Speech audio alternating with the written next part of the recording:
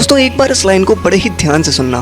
I am not what I think I am and I am not what you think I am.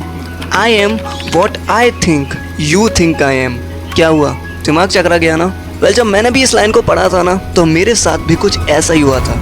अब ये line कही थी एक sociologist Charles Horton coolie ने, जिसे जय शेट्टी ने अपनी book think like a monk में बहुत ही अच्छे से समझाया है। अब इस लाइन का मतलब क्या है वो तो हम थोड़ी देर में अभी देखेंगे ही, लेकिन सबसे पहले हम ये देखते हैं कि why we should think like a monk. हमें एक साधु की तरह या फिर एक सन्यासी की तरह क्यों सोचना चाहिए और उनकी सोच रखने से हमें बेनिफिट क्या होगा।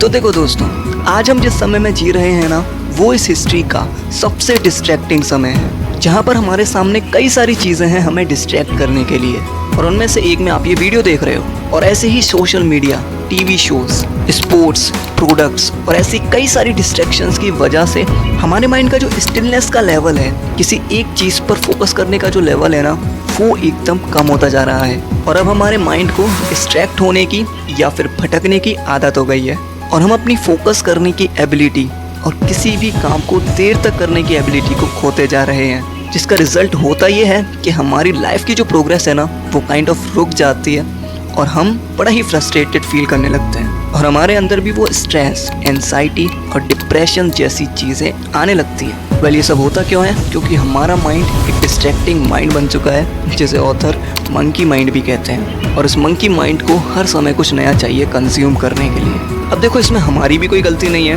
क्योंकि आज हम जिस इकोनॉमी में जी रहे हैं ना, उसे कहते हैं अटेंशन इकोनॉमी, जहाँ पर आपका जो अटेंशन है वही लोगों को पैसा बना कर देता है। इसलिए हमारे अटेंशन को ग्रैब करने के लिए आज लोगों ने ऐसी ऐसी चीज़ें क्रिएट कर दी हैं जिससे हम अपना अटेंशन उसी में देते रहें और उनके लिए पैसे बनाते रहें। अब ये लोग कौन हैं ये तो आप खुद ही जानते हो। तो इनके इस अटेंशन के ट्रैप से बाहर निकलने का और अपनी लाइफ को कंट्रोल करने का बस एक ही रास्ता है कि हमें अपने माइंड को कंट्रोल करना सीखना होगा।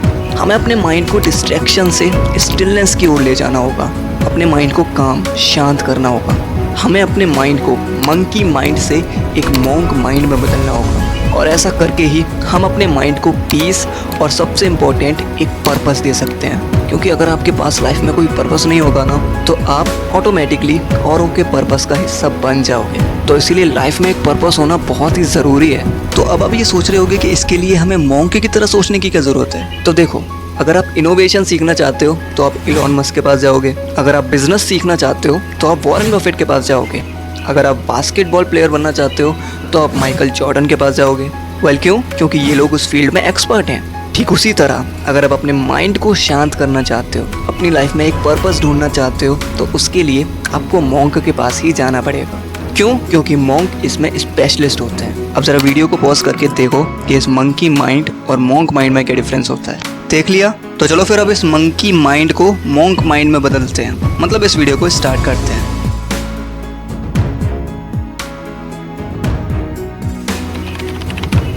तो अब शुरुआत में मैंने वो एक लाइन बोली थी ना, अब उसका मतलब देखना। अब वैसे हिंदी में तो उसका मतलब यही है कि मैं वो नहीं हूँ जो मैं सोचता हूँ मैं हूँ, मैं वो भी नहीं हूँ जो तुम सोचते हो मैं हूँ, मैं वो हूँ जो मैं सोचता हूँ तुम सोचते हो मैं हूँ। अब ऐसे कुछ समझ में नहीं आया ना?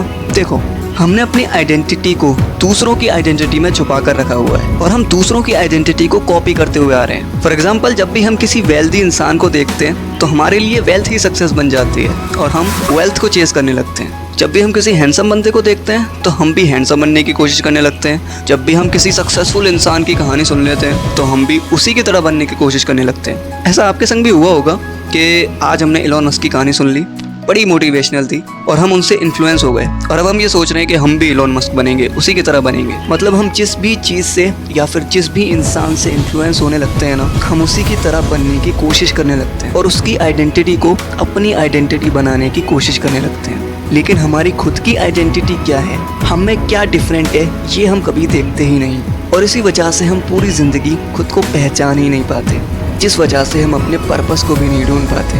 देखो, भगवत गीता में ना एक लाइन है, it is better to live your own destiny imperfectly than to live an imitation of someone's life with perfection. मतलब किसी और की लाइफ को परफेक्शन के साथ कॉपी करने से अच्छा है कि आप अपनी खुद की डेस्टिनी को इम्परफेक्टली जियो, और ये काइंड ऑफ हमारी आइडेंटिटी भी बनाता है। देखो दोस्तों, जैसे इस दुनिया में हर इंसान अलग अलग है, वैसे ही हर इंसान के लिए सक्सेस भी अलग अलग होती है और ये सक्सेस हमारी आइडेंटिटी पर डिपेंड करती है। अब हम अपनी आइडेंटिटी को पहचान क्यों नहीं पाते हैं, ये देखते हैं। अच्छा, अगर आप एक मिरर के सामने खड़े होकर अपनी शक्ल देखोगे जिसमें काफ़ी सारी धूल लगी हुई है, तो क्या आपको आपकी शक्ल सही से दिखेगी? नहीं ना।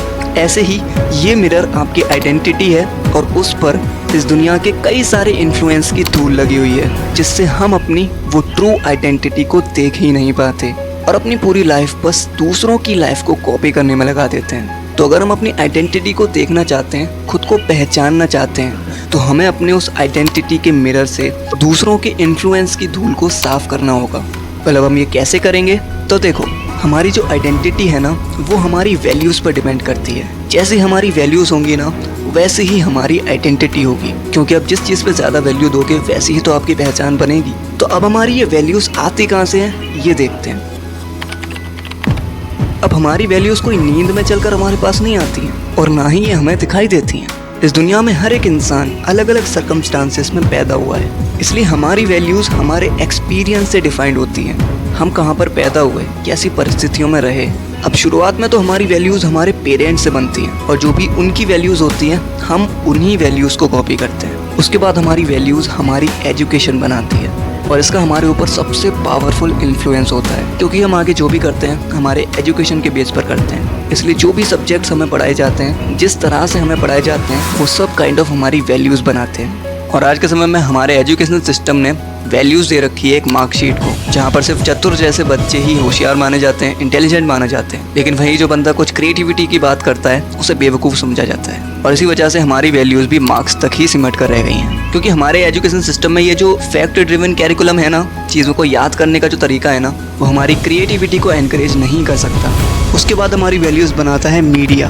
देखो, जब ऑथर मॉन्क बने थे ना, तो वो जल्दी ये समझ गए थे कि हमारी वैल्यूज़ उन चीज़ों से इन्फ्लुएंस होती है जो भी हमारा माइंड एब्सॉर्ब करता है या जो भी हम अपने माइंड को फीड करते हैं। हम जैसी मूवीज़ देखते हैं, जैसा म्यूज़िक सुनते हैं, जैसी बुक्स पढ़ते हैं, जैसे टीवी शोज़ देखते हैं, जैसे लोगों को फॉलो करते हैं ऑफलाइन या फिर ऑनलाइन, वही सब मिलकर हमारी वैल्यूज़ डिफाइन करता है। कि हाँ, ऑथर ने कुछ वैल्यूज़ और उनके ओरिजिन्स दिए हुए हैं और ये बताया कि ये आपके लिए सही है या नहीं। अब देखो, एक मॉन्क की तरह सोचने का की एलिमेंट होता है चीज़ों को ऑब्जर्व करना और उसे इवेल्युएट करना, यानी उसकी वैल्यू निकालना। और किसी भी चीज़ को ऑब्जर्व और इवेल्युएट हम तभी कर सकते हैं जब हमारा माइंड स्टिल हो, जब हमारा माइंड एकदम फोकस स्टेट में हो। और हमारा माइंड स्टिल तब होता है जब हम साइलेंस को प्रैक्टिस करते हैं, जब हम कुछ समय अकेले और नेचर के साथ बिताते हैं। लेकिन आज के समय में हम इतना बिजी है ना, बाहर की चीज़ों से हमने इतना अपने आप को घेर लिया है ना, कि हम कभी भी सॉलिट्यूड को प्रैक्टिस ही नहीं करते, कभी भी साइलेंस में अपने साथ टाइम बिताते ही नहीं है, जिससे हमारे माइंड में बस दूसरों के ओपिनियंस और सजेशंस का जो इन्फ्लुएंस है वही घूमता रहता है और हम हमारे जो क्लियर थॉट्स हैं, खुद के थॉट्स हैं, उस पर कभी देखते ही नहीं है। इसलिए एक मॉन्क माइंड बनाने के लिए, खुद के माइंड को स्टिल करने के लिए थोड़ा बहुत टाइम अपने साथ भी बिताओ, खुद को ऑब्जर्व करो, खुद के थॉट्स के साथ बिताओ। ये देखो कि आपकी वैल्यूज़ क्या हैं, किस चीज़ में आप ज़्यादा वैल्यूज़ देते हो, किस चीज़ के साथ आप ज़्यादा टाइम बिताते हो। ये सारी चीज़ें सिर्फ अकेले में ही ऑब्जर्व की जा सकती हैं, आप इन्हें भीड़ में ऑब्जर्व नहीं कर सकते। इसलिए सॉलिट्यूड से डर के मत भागो, बल्कि उसे एंजॉय करो, जिसके बारे में मैं अभी आगे भी बात करूँगा। तो इसलिए आप अपनी लाइफ का हिसाब लगाओ।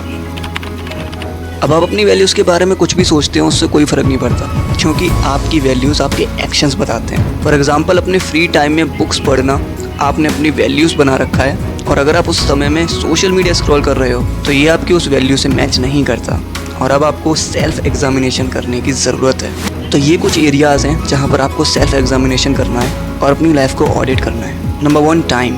रिसर्चर्स ने ये पता किया है कि हमारी लाइफ के एंड तक हम सभी ऑन एवरेज 33 ईयर्स बेड पर बिताएंगे, 1 साल 4 महीने एक्सरसाइज में, 3 साल से भी ज़्यादा वैकेशन पर, और अगर आप एक फ़ीमेल हो तो 136 डेज़ आपको बस तैयार होने में ही लगेंगे।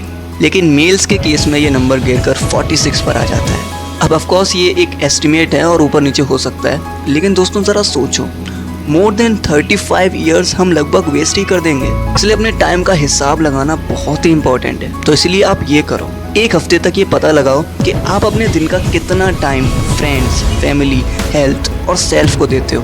अब यहाँ पर हमने स्लीपिंग, ईटिंग और फ्रेश होने वाली एक्टिविटीज़ को इन्वॉल्व नहीं किया है। तो जब आप ऐसा करोगे तो आपको ये पता चल जाएगा कि आप किस चीज़ में अपना ज़्यादातर टाइम बिताते हो, और जिस चीज़ में भी आप सबसे ज़्यादा टाइम बिताते होगे वही आपकी वैल्यूज़ होगी। Number 2, media. अब जब आप अपने टाइम का हिसाब लगाने बैठोगे ना तो आपको ये पता चलेगा कि आप अपने दिन का कितना टाइम मीडिया को देते हो। और यहाँ मीडिया सिर्फ सोशल मीडिया नहीं है, बल्कि मीडिया वो सब है जहाँ से आप कुछ कंज्यूम करते हो। क्या आपको पता है, रिसर्चर्स ने ये एस्टिमेट किया है कि ऑन एवरेज हम सब अपनी लाइफ के 11 साल बस टीवी और सोशल मीडिया देखने में ही लगा देंगे। अब वैसे तो कई सारे मीडिया हैं जैसे टीवी, मूवीज़, मैगजीन्स, लेकिन आज के समय में हम ज़्यादातर टाइम बस सोशल मीडिया को ही देते हैं। इसलिए ये पता लगाओ कि आप अपना सबसे ज़्यादा टाइम किस एप्लीकेशन पर बिताते हो, कौन से वेबसाइट सर्च करते हो, ऑनलाइन किन लोगों को फॉलो करते हो, और ये देखो कि क्या वो आपकी वैल्यू से मैच करते भी हैं या नहीं, या आप सिर्फ टाइम वेस्ट कर रहे हो, फालतू की रील्स देख रहे हो, फालतू के शॉर्ट्स देख रहे हो। अगर आप ऐसा कर रहे हो तो अनफॉर्चुनेटली वही आपकी वैल्यूज़ हैं। Number 3, money.